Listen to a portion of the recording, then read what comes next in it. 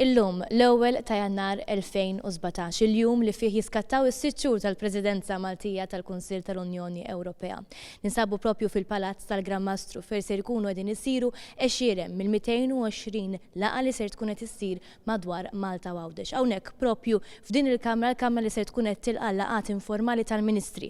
Bis-siġġu ta' warajja huwa propju dak li se jkun qed ipoġġi fih il-Ministru Malti f'dawn il-laqgħat.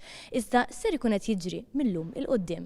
Id-Direttur Eżekuttiv tal-Media u l-Marketing tal-Presidenza Charles Mizzi fissrilna għaliex fl-ewwel ġimgħa maħnies ser naraw attività kbira għaddejja fil-pajjiż. L-ewwel ġimgħa normalment l-attivitajiet ikun għadhom daqsxejn kwieti fuq barra biex nitkellmu. Mhux hawnhekk ovvjament ix-xogħol jintensifika iktar, il-ħaddiema kemm Malta u kemm ġewwa Brussell ikunu qed jagħmlu l-aħħar preparamenti, l-aħħar irtokki, ġifieri il-preparamenti huma lesti, pratikament qed tkun qed nagħmlu l-aħħar irtokki.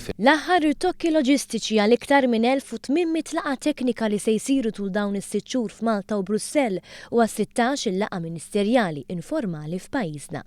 Laqat li se jiġbdu l-fuq minn 20,000 delegat u 1,500 ġurnalist lejn pajjiżna. Fl-ewwel xahar għandna diġà xi 18 laqgħa ppjanata li se ssir hawn Malta. Għandna 7 minnhom li huma laqgħat għolja, 2 minnhom inkluż il-laqgħat tal-Ministri. Sa jiltaqa' dak il-General Affairs Council u l-Justice and Home Affairs fl-aħħar ta' dan ix-xahar. U daw se jkunu qed jittellaw kollha Malta u Għawdex venues differenti. Iżda kollox jibda jirranka mit-tieni ġimgħa ta' Jannar il-qudiem. Magħhom se jkun hemm ukoll il-viżita tal-kulleġġ tal-Kummissarji li din timmarka l-ftuħ uffiċjali tal-Presidenza. Din se taħbad fil-11 ta' Jannar.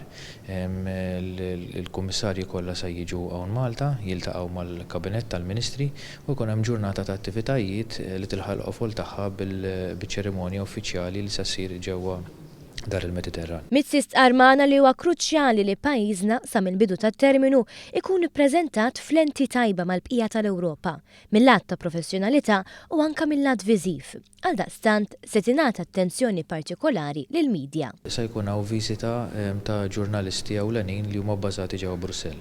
Se jiġu grupp ta' 60 ġurnalist li se jkollhom 3 ijiem, programm ta' 3 ijiem intensivi, se jkollhom l-opportunità jiltaqgħu mal-Ministri tagħna li ħajtkellmu fuq il-prijoritajiet li ħajġu diskussi waqt il-Presidenza. Kif ukoll jkunu qegħdin hawnhekk ovvjament nieħdu vantaġġ minnhom ħandawruhom madwar Malta. Dan kollu bilan li pajjiżna juri li huwa preparat sew għat-tmum tal-Unjoni Ewropea u biex meta jibdew il-laqgħat uffiċjali fil-jiem li ġejjin ikun implementat dak kollu li pajjiżna ilu jaħdem għalih għal dawn l-aħħar 2 snin u nofs.